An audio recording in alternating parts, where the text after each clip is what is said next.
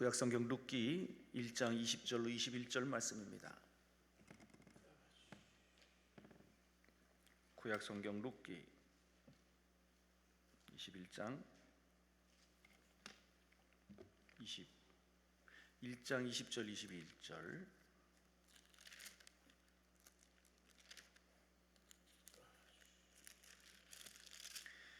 구약성경 401페이지 402페이지가 되겠네요.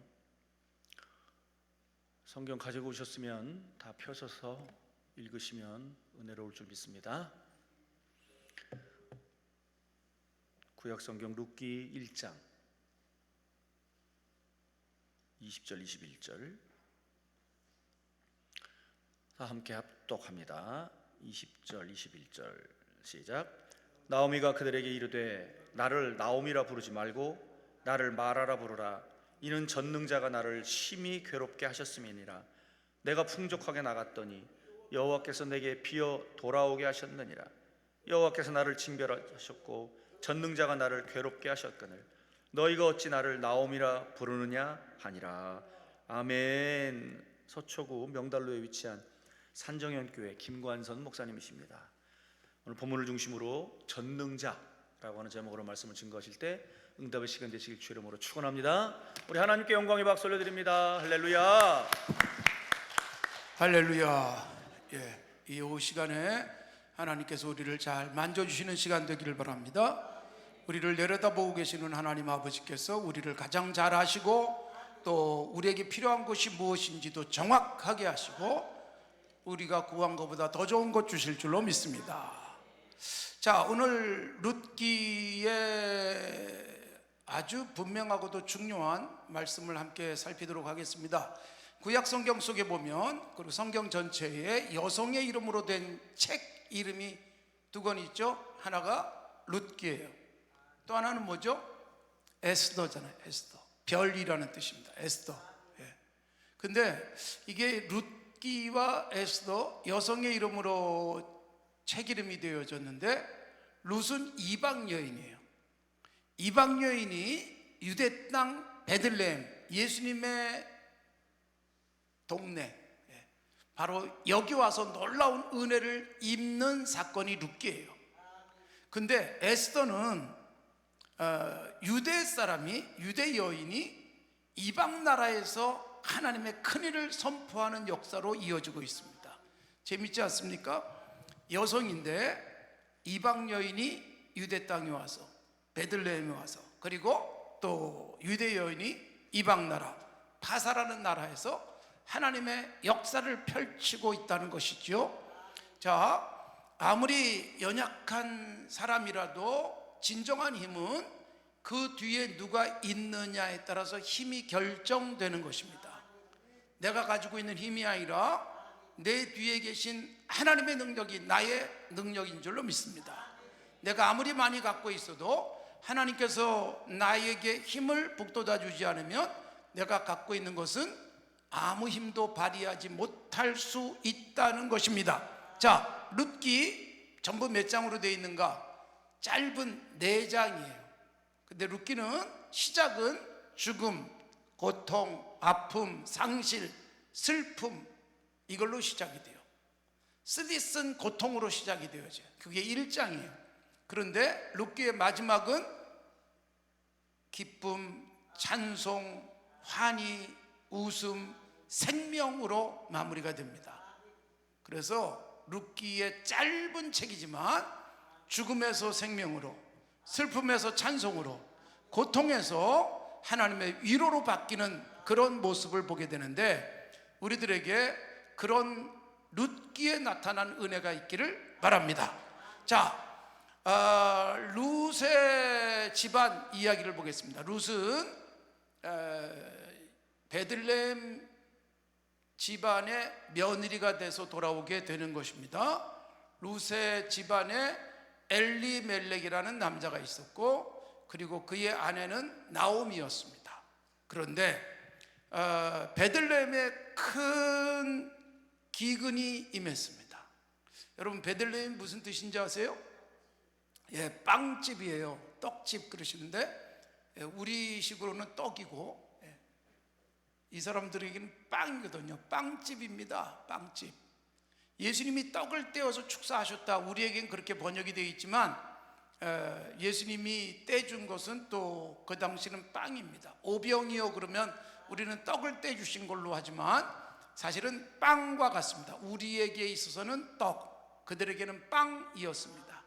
그러니까 빵집, 떡집, 왠지 풍성하고 또 모든 게 모자람이 없을 것 같이 생각되는 지명이 베들레헴입니다. 예수님이 왜 베들레헴에서 탄생하셨을까? 구약에서 예언되어져 있었지만 상징적인 의미는 예수님은 하늘에서 내려온 생명의 뭐라고요? 빵, 생명의 떡이다. 요한복음 6장에서 강조를 해줬어요. 그러니까 예수님이 탄생한 곳이 어디냐 하면 떡집 베들레헴에 탄생하시는 거예요.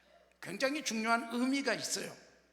생명의 떡으로 오신 예수님, 생명의 빵으로 오신 예수님이 바로 이 떡집이라는 베들레헴에 탄생하시게 되는 건데, 베들레헴에 살고 있던 엘리멜렉 집안이 꽤 부유한 집안이었습니다. 엘리멜렉, 그리고 나오미, 그리고 두 아들 말론과 기럨, 네 식구가 살고 있었는데, 바로 이 빵집, 떡집인 베들레헴에 흉년으로, 기근으로 먹을 것이 없게 됐습니다. 그러니까 이름하고는 전혀 다르죠. 넉넉한 먹을 것이 많을 것 같은 베들레헴에 기근으로 인해서 먹을 것이 없어졌습니다. 그런데 많은 사람들은 기근 때문에 먹을 게 없어지면 어디를 쳐다보고 살아야 될까요? 하늘을 쳐다보면서 비가 오기를 기다리는 거예요. 그러니까 베들레헴 사람들은 뭐 방법이 없어요. 하늘만 쳐다보고 있어요. 그런데 엘리멜렉의 집은 좀 여유가 있었어요. 이 배고픈 땅, 먹을 것이 떨어진 땅에서 계속 살 수 없다. 그래서 주변을 살펴보니까 모압이라는 땅에 먹을 것이 풍족하다는 정보를 얻었습니다. 그래서 엘리멜렉의 집안이 모압 땅으로 이민을 갑니다. 모압, 암몬은 하나님의 백성에서 떨어져 나간 자들이에요. 모압과 암몬의 조상이 누구예요? 롯이에요. 여기 룻기지만 롯의 딸들을 통해서 낳은 아들들이 암몬과 모압의 조상이 된 것입니다. 신명기에서 모압과 암몬 족속은 영원히 여호와의 총회에 들어올 수 없다. 그래서 아브라함의 후손에서 완전히 잘려져 나간 족속이었습니다. 그런데 놀랍게도 바로 그 모압 여인 중에 룻이 하나님의 백성이 되는 거예요. 아주 신비한 일입니다. 신명기 23장에서는 모압이나 암몬 족속은 여호와의 총회에 들어올 수 없다, 즉 이스라엘 백성이 될 수 없다는 거예요. 그런데 바로 이 모압 여인인 룻이 베들레헴에 와서 다윗의 증조 할머니가 됩니다. 그리고 신약 성경 속에 마태복음 1장 처음으로 아브라함과 다윗의 산 예수 그리스도의 계보라, 그리고 아브라함이 이삭을 낳고 이삭이 야곱을 낳고 쭉 이어지면서 거기 바로 이 룻이 등장하는 거예요. 그래서 이 다윗의 족보에 기록되어진 사람, 몇 안 되는 여성의 이름 룻입니다. 그러니까 오늘 우리에게도 굉장한 희망을 주는 것입니다. 우리가 어떤 형편에 있든 우리는 사실 아브라함의 혈통적 후손은 아니잖아요. 이방 사람이잖아요, 유대인들이 볼 때. 그런데 우리가 하나님의 은혜 가운데 하나님의 자녀가 되고 영적인 아브라함의 후손이 되어진 것입니다. 그래서 룻은 이방 여인으로서 복을 받은 거예요. 그러니까 신명기 23장에 나오는 모압과 암몬 사람은 여호와의 총회에 들어올 수 없다는 말은 혈통적으로 모압, 암몬 안 돼가 아니에요. 모압처럼 살고 암몬처럼 살고. 무슨 뜻이냐? 모압은 자기들 신을 섬겼거든요. 그러니까 자기들의 신을 섬기는 우상 숭배하는 자들은 여호와의 총회에 들어올 수 없는 거예요. 그런데 룻이 어머니 나오미, 시어머니 나오미를 따라서 오면서 어머니 하나님이 나의 하나님이 될 겁니다. 이 신앙 고백을 통해서 룻은 여호와의 총회 안에 들어오고 다윗의 족보에 들어가고 다윗의 증조 할머니가 되는 복을 누리게 된 것입니다. 자, 그러면 바로 이 룻이 어떻게 베들레헴에 오고 다윗의 증조 할머니가 될 수 있었는가? 흉년 때문에 엘리멜렉과 나오미와 말론과 기럨 네 식구가 모압으로 이민을 갔어요. 그런데 여러분, 모압에 이민 가가지고 10년 만에 엘리멜렉 아버지가 죽어요. 그래서 말론과 기럨을 모압에서 결혼을 시켰어요. 룻과 오르바라고 하는 모압 여인들과 짝을 지어서 결혼을 시켰는데, 그런데 말론과 기럨 두 아들도 죽어요. 그리고 나오미가 남는 거예요. 나오미의 집안의 남자는 다 죽어버렸어요. 이민 간 지 10년 만에. 여러분, 왜 이민 갔어요? 먹을 걸 찾기 위해서 내려갔어요. 그런데 여러분, 먹을 걸 찾기 위해서 내려간 모압에서 남편도 죽고 아들들도 다 죽었어요. 그리고 세 과부만 남는 거예요. 나오미, 그 다음에 오르바와 룻이라는 며느리, 모압 여인 둘이 남았어요. 근데 이 중에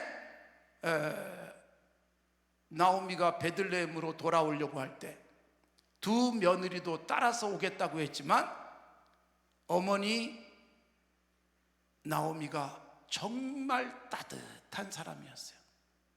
얘들아, 아이도 없고 나 따라서 베들레헴 가봐야 고생밖에 안 할 텐데 너희들 집으로 돌아가라, 그렇게 만류를 합니다. 사실 여러분, 저는 룻이라는 여인이 어머니를 끝까지 따라오면서 어머니의 하나님이 나의 하나님이 될 겁니다라고 고백하게 된 이유가 뭘까요? 생각해 보세요. 자, 하나님을 섬기는 나오미, 그리고 그의 남편, 아들들 베들레헴에서 왔잖아요. 근데 여러분, 하나님의 백성인데 남편 죽고 아들들 다 죽고 과부만 남아버린 그 집안, 뭐가 여러분 따라갈 게 있을까요? 그런데 여러분, 며느리가 헐 시어머니 따라서 오겠다는 거예요. 남편도 없는 며느리가 굉장히 중요한 걸 여기서 보여주는 거예요. 왜 이랬을까요? 여러분 보세요. 룻기 1장을 읽어보시면 시어머니가 며느리들을 제발 날 따라오지 마, 나 따라가면 고생밖에 안 해 라고 만류하잖아요. 착한 시어머니예요. 우리 시어머니가 하나님을 섬기는데 너무너무 착한 거예요. 그래서 룻이 이런 시어머니의 하나님이라면 믿을만 하다라고 생각하게 된 거예요. 우리가 여러분 살아가면서 내가 믿는 하나님을 다른 사람도 믿게 만들고 내가 믿는 하나님을 다른 사람도 따라오게 하려면 나를 보는 사람들이 하나님이 어떤 분인가를 깨우쳐 줄 수 있어야 돼요. 나를 보니까 당신이 믿는 하나님 나도 믿고 싶다 생각하게 만들어야 돼요. 착한 시어머니가 착한 며느리를 데리고 베들레헴에 올라올 수 있었던 것은, 그것도 여러분 거지가 돼버린 시어머니, 자기도 남편도 없는 과부가 된 며느리가 시어머니 따라서 가겠다고 한 건요, 돈은 없어도 밥은 굶을 것 같아도 이런 시어머니 따라가면 내 인생은 빛날 거야, 내 인생은 행복할 거야 라는 생각을 하게 만든 거예요. 예수 믿으면서 여러분 우리들이 가져야 될 중요한 태도예요. 내가 막 전도의 열정을 가지고 복음을 전해서 예수 믿게 되는 게 아니라 나의 삶이에요. 나의 착한 모습. 여기 시어머님들이 계시면 좋은 시어머니 되시기를 바랍니다. 좋은 시어머니가 돼야 며느리가 시어머니의 하나님을 나의 하나님으로 따라갈 수 있도록 길을 열어주는 거예요. 예수 믿는 사람은 착해야 됩니다. 예수 믿으면 착한 사람으로 살아야 돼요. 착해서 구원받지 않습니다. 절대로. 예수 믿어야 구원 얻습니다. 그러나 구원 얻은 사람이라면 착하셔야 합니다. 구원 얻은 증거를 나의 착한 삶을 통해서 드러낼 수 있어야 돼요. 예수님이 산상설교에서 말씀하시는 거예요. 이같이 너희 빛을 사람들 앞에 비추게 하여 저희로 너의 착한 행실을 보고, 이같이 너희 빛을 할 때 빛은 뭐냐 하면 착한 행실이에요. 세상에 빛이라고 할 때 빛은 전도 열심히 하는 것보다 더 중요한 게 뭐냐 하면 착한 모습을 드러내는 거예요. 그게 빛이에요. 교회 다니는데 참 착하다, 저 사람이 믿는 하나님 나도 믿어보고 싶다라고 생각하게 만들어야 되는 거예요. 시어머니가 섬기는 하나님을 나도 섬기고 싶다, 그런 시어머니 되십시오. 시어머니가 다니는 교회는 내가 절대로 안 다녀, 이렇게 되면 불행한 일이에요. 우리 교회 어떤 젊은 며느리가 굉장히 열심히 교회를 나왔는데 어느 날부터 교회 안 나오기 시작해요. 제가 전화를 했어요. 왜 요새 교회 안 나오냐고 그랬더니 이제 갈게요 그러면서 안 오는 거예요. 제가 신방을 갔어요. 며느리만 있을 때 신방을 갔어요. 그랬더니 그분이 솔직하게 이렇게 말했어요. 목사님, 저는 우리 시아버지 다니는 교회 다니고 싶지 않아요, 그러더라고요. 시자가 붙어서 싫어하는 게 아니라 그 아버지는 교회에서 굉장히 사람들에게 잘 알려진 사람, 얼마나 교회에 열심히 나오는지 몰라요. 사람들에게 막 웃게 만들고 재밌게 해주는 분이에요. 근데 집에서 며느리에게는 좋은 시아버지가 아닌 거예요. 불행한 일이잖아요. 어떤 권사님이 교회를 안 나와서 제가 그분이 강남역 쪽에서 이렇게 장사를 하시는데 찾아갔어요. 몇 번씩 전화하다가 그랬더니 목사님 죄송하지만 목사님 봐서는 꼭 교회 가고 싶은데 제 남편 다니는 교회는 다니고 싶지 않아요, 그러더라고요. 남편 다니는 교회는 다니고 싶지 않아요. 그 남편이 얼마나 교회 열심히 나오는 줄 알아요? 막 전도회 회장도 하고. 집에서 좋은 남편이 아니에요. 여러분, 예수 믿는 사람은 좋은 사람 돼야 돼요.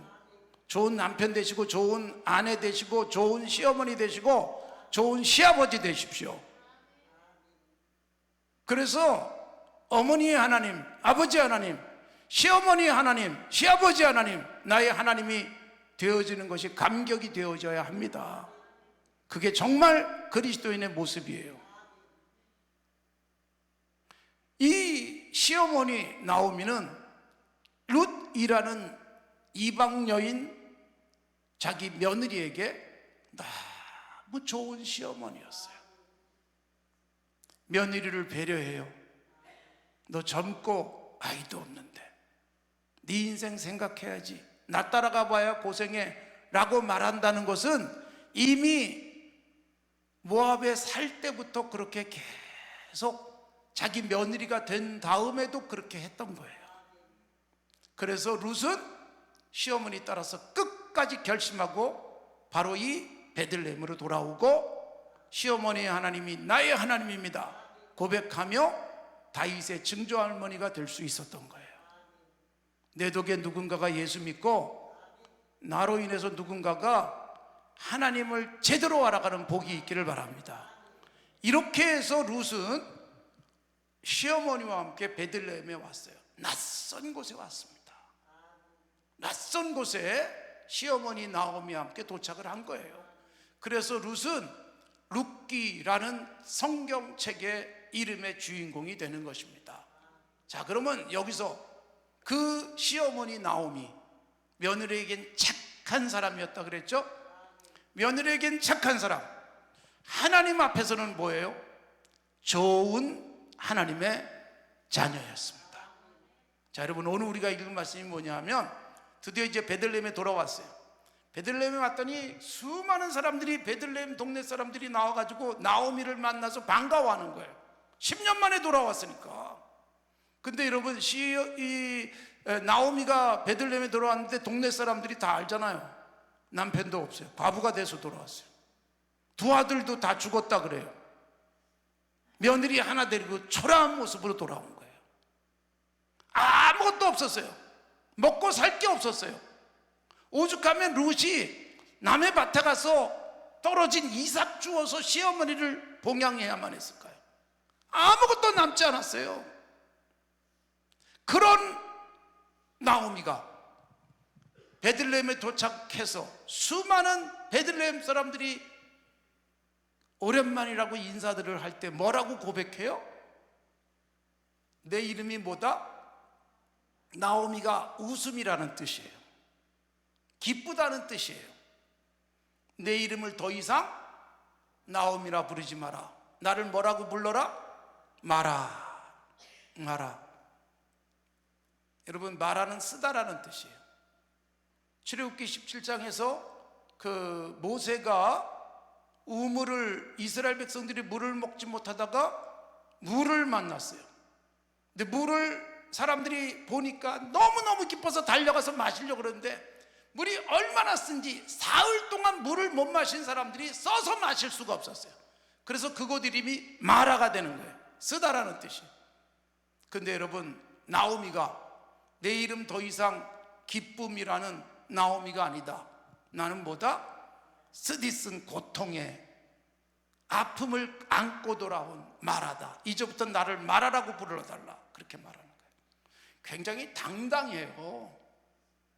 사람들이 자기를 흉보고 자기들을 놓고 수근거릴까 봐 부끄러워하지 않습니다. 당당하게 나는 남편이 이뤘어. 두 아들도 다 이뤘어. 그냥 며느리, 이방 여인인 이 불쌍한 며느리 하나 데리고 왔어. 난 쓰디쓴 고통 속에 있는 사람이야. 난 더 이상 기쁨도 아니고 웃음도 아니다. 당당하게 말해요. 그런데 여러분, 여기서 나오미의 인생을 확 뒤집어 놓는 나오미의 신앙 고백이 무엇일까요? 보십시오. 자, 다시 20절. 나오미가 그들에게 이르되 나를 나오미라 부르지 말고 나를 뭐라고 부르라고요? 마라라고 부르라. 이는 누가?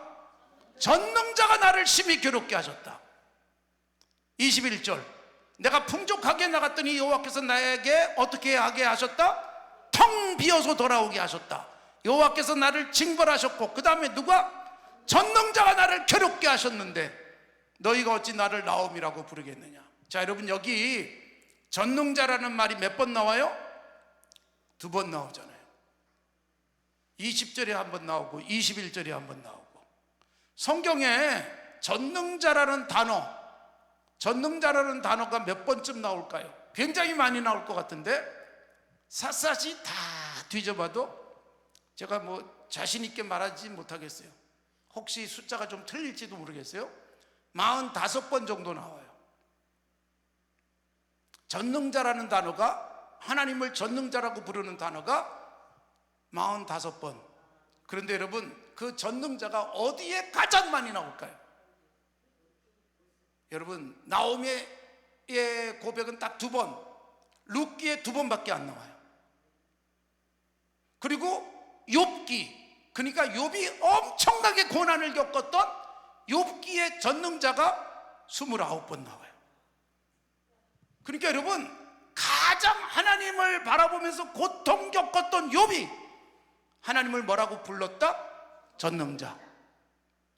그리고 나머지 민수기, 시편, 이사야, 에스겔, 요엘, 스바냐 등등의 한두 번, 많으면 서너 번 나와요. 그래서 전체 45번 나와요. 어디에 가장 많이 나온다? 욥기에. 고난을 많이 겪었던 욥기에서 전능자가 가장 많이 나와요. 자, 그러면 룻기에서만 봅시다. 룻이 하나님을 언제 전능자라고 했느냐? 여러분, 4장에 가면 룻의 집은 완전히 바뀌죠. 나오미의 집은 완전히 바뀌죠. 나오미의 집은 고통이 감격과 찬송으로, 죽음이 생명으로 바뀌어요. 그때 나오미가 오, 하나님 전능자입니다 라고 표현했다면 이상할 게 하나도 없어요. 근데 4장에는 전능자라는 표현이 안 나와요.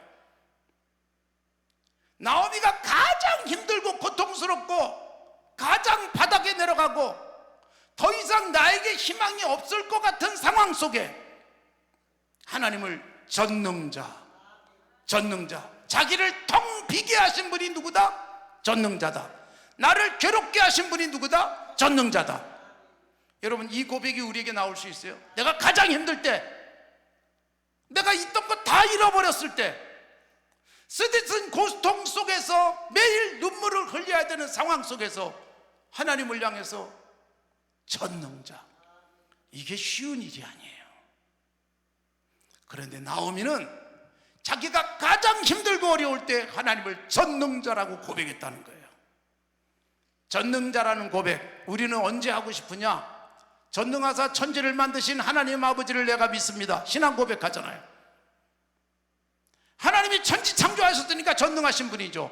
그러나 여러분, 그 전능하신 분이 나로 하여금 사업에 성공하게 하시고, 내 자녀가 좋은 학교에 입학하게 하시고, 내가 여러분 하는 일마다 잘 될 때 우리는 하나님을 전능자라고 고백하고 싶은 거예요. 근데 나오미의 고백은 가장 힘들고 어렵고 답답하고 슬프고 고통스럽고 쓰디쓴 아픔이 자기를 짓누를 때 나오미의 입에서 룻기에 딱 2번 나오는 전능자, 가장 힘들 때 전능자가 나를 괴롭게 했습니다. 전능자가 나를 덤비게 했습니다. 전능하신 하나님이 도대체 괴롭게 하시고, 전능하신 하나님이 나를 갖고 있던 것 다 잃어버리게 하셨다니. 그런데 이게 바로 나오미의 신앙 고백이고, 이 고백이 결국 사장을 만들어내는 거예요. 이 고백이 죽음에서 생명으로, 텅 비었던 곳에 놀라운 것들로 가득 채우시고, 죽음의 고통이 생명의 기쁨으로 바뀌는 역사를 만들어 주시는 것입니다. 우리는 여러분 사장이 돼야 전능자라고 고백하고 싶은 거예요. 죽었다고 살아야 하나님을 전능자라고 고백하고 싶고, 사업에 실패했다가 다시 성공해야, 모든 거 잃어버렸다가 다시 찾아야 오 전능자시군요, 이렇게 고백하고 싶은데, 나오미는 죽어버리고 잃어버리고 아무것도 남지 않았을 때 하나님을 전능자라고 고백하는 거예요. 사랑하는 성도 여러분, 이런 신앙이 우리에게 있길 바랍니다.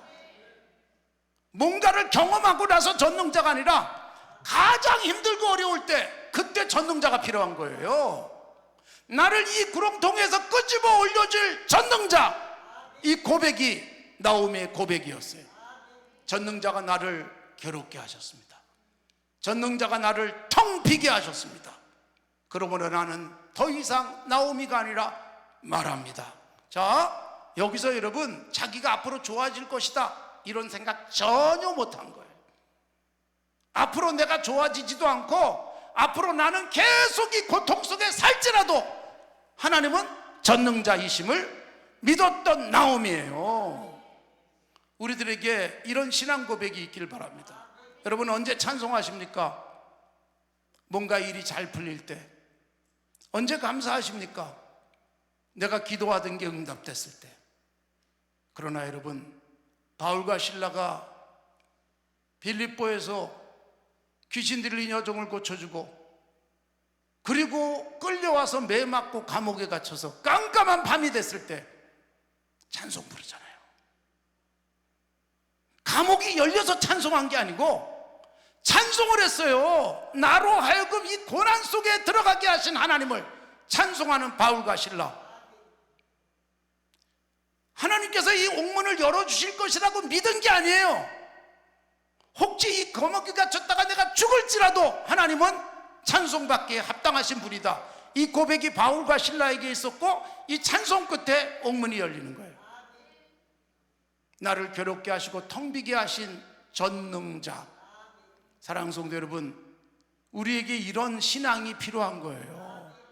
우린 잘 될 때 감사, 풀릴 때 기쁨, 채워주실 때 찬송, 일으켜 주실 때 전능하신 분, 이런 고백하고 싶지만 거꾸로졌을 때, 텅 비었을 때, 죽었을 때, 희망이 없을 때 하나님이 전능자로 고백되는 건강한 신앙이 우리에게 있기를 바랍니다. 자, 전능자라는 표현 욥기에 가장 많이 나온다. 나오미의 고백은 1장에 2번, 4장에서 모든 게 회복됐을 때는 전능자라는 말이 안 나오고 그냥 찬송하는 거예요. 자, 그런데 재밌는 게 뭔지 아세요? 2장에 전능자라는 고백을 하고 나서 2장에 보면 루시, 며느리 루시 어머니에게 말합니다. 어머니, 먹고 살아야 되는데 우린 먹을 게 없잖아요. 제가 남의 밭에 어떤 밭이든 이때가 마침 추수 때니까 쫓아가서 이삭 주워서 어머니랑 같이 밥 먹을 수 있도록 하겠습니다라고 어머니에게 허락을 요청하고 어머니가 그래 가라 그래요. 이게 2장 2절입니다. 예? 여러분 참 며느리 룻이 얼마나 착한 여인인지 보여주는 거예요. 이 고생을 각오하고 어머니 따라온 거예요. 어머니 하나님을 따라온 거예요. 그리고 어머니를 봉양하기 위해서 남의 밭에 가서 이삭을 주워야 되는데 이게 율법에 나와 있는 은혜의 법이에요. 추수를 할 때 이삭이 여기저기 떨어지잖아요. 율법은 떨어진 이삭을 줍지 못하게 했어요.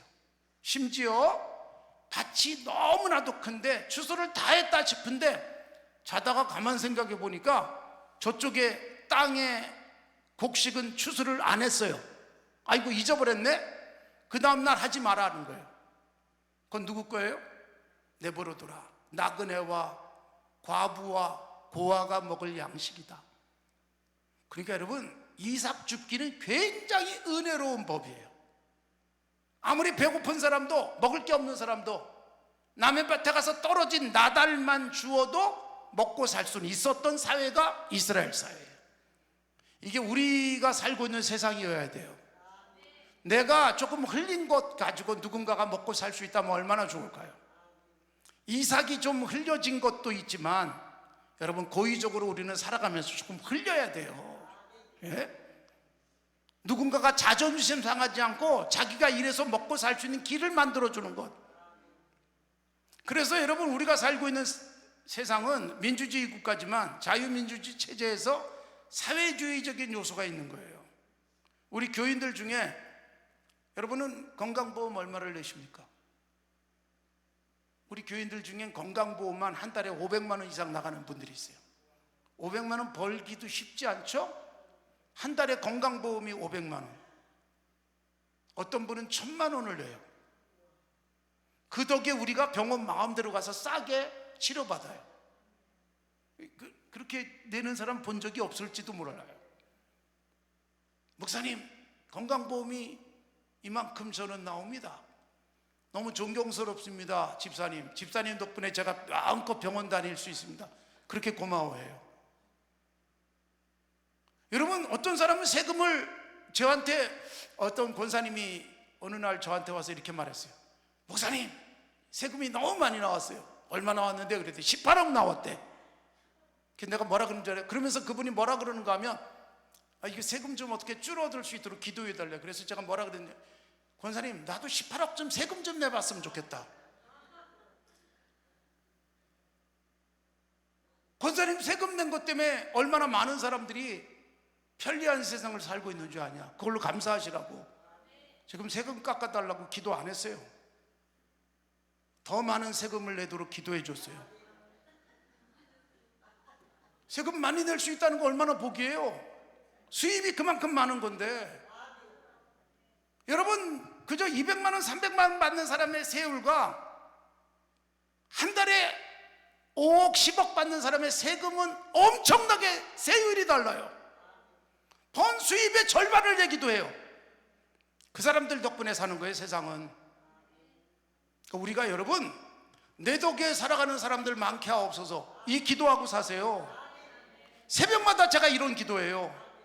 우리 교인들을 위해서 축복할 때 우리 교인들 내 덕에 먹고 사는 사람 많아지게 하옵소서. 이게 얼마나 감격이고 기쁨인지 몰라요. 그러니까 우리 밭에 와서 이삭만 주어서도 먹고 사는 사람이 많아. 이거 복인 줄로 믿습니다. 내가 일하는 곳에서 월급 주는 사람이 많아서 그 사람들이 먹고 살다면 얼마나 복이겠어요. 그래서 율법에서는 이삭을 주어서 먹고 살게 했고, 그 다음에 예수님과 예수님의 제자들도 밀밭 사이를 지나가시다가 어떻게 했어요? 배가 고프니까 밀 이삭을 이렇게 따서 먹었어요. 죄가 아니에요. 남의 과수원에 들어가서 포도밭에 들어가서 어떻게 할 수 있어요? 포도를 배고플 때 따서 먹고 나올 수는 있어요. 가지고 나오지만 않으면 돼요. 가지고 나오는 것은 뭐예요? 절도예요. 도둑질. 배고픈 사람이 포도원 가서 마음껏 먹고 나오는 건 죄가 아니에요. 우리도 그랬으면 좋겠죠. 근데 여러분, 그런 포도원이 있고, 그래서 내 포도원에서 많은 사람이 먹고 살면 얼마나 좋을까요? 여러분들이 그렇게 되기를 바랍니다.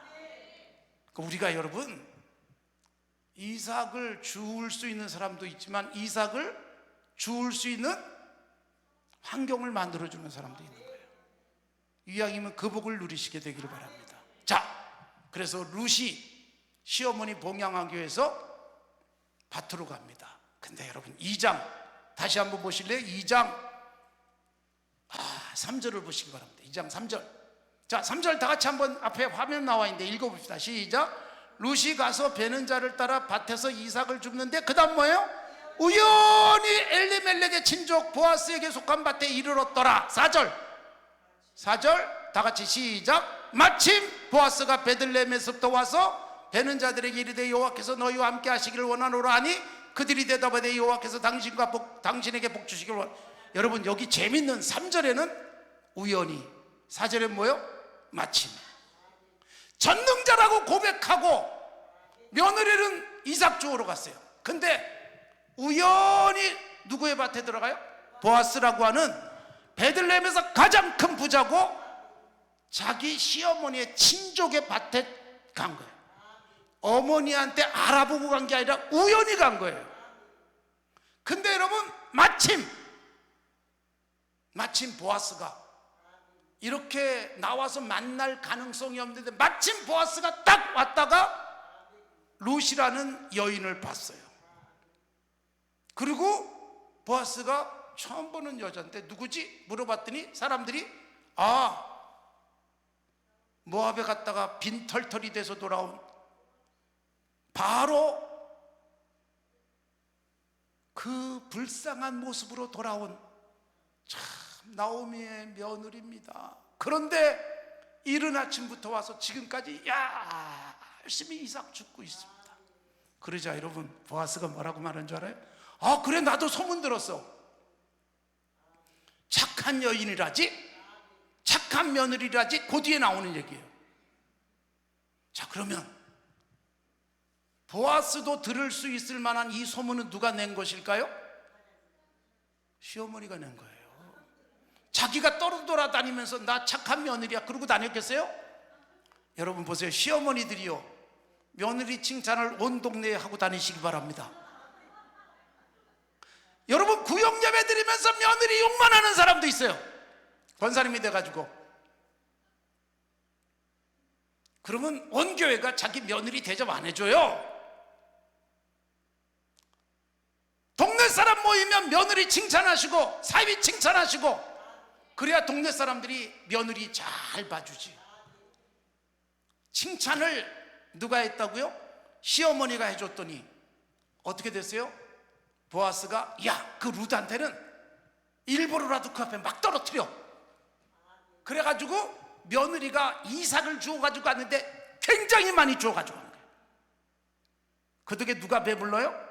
시어머니가 배부르잖아요. 며느리 칭찬하고 며느리는 많이 주울 수 있었고 시어머니가 배불리 먹을 수 있었고. 사랑하는 성도 여러분, 우리가 가져야 될 중요한 태도예요.